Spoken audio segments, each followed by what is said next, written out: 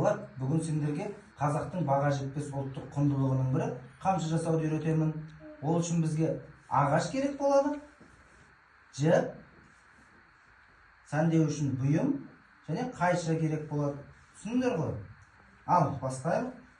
Мына ағашқа мынау қамшының жібін байлаймыз. Қаны ұстай тұрмыншы мына жібін басынан.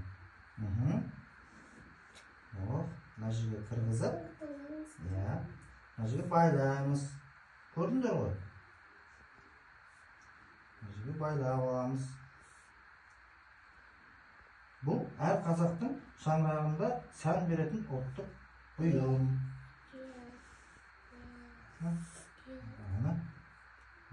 Байлаймыз.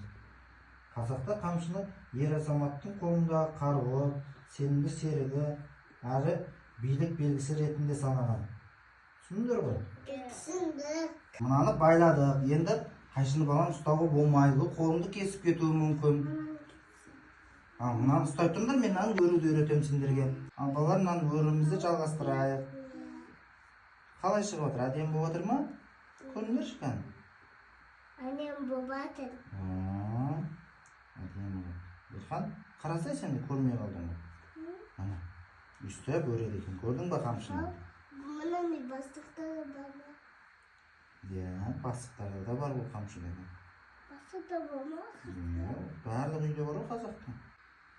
Міне осылай аяқтаймыз өрімізді. Соңынан жіппен байлап қоямыз. Қараңдар. Жіппен байлап қоямыз. Жіппен байлап қоямыз. Мына жағынан ұстап тұрыңдар енді.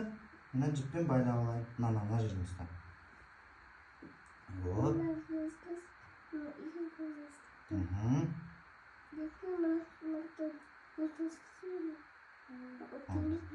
Енді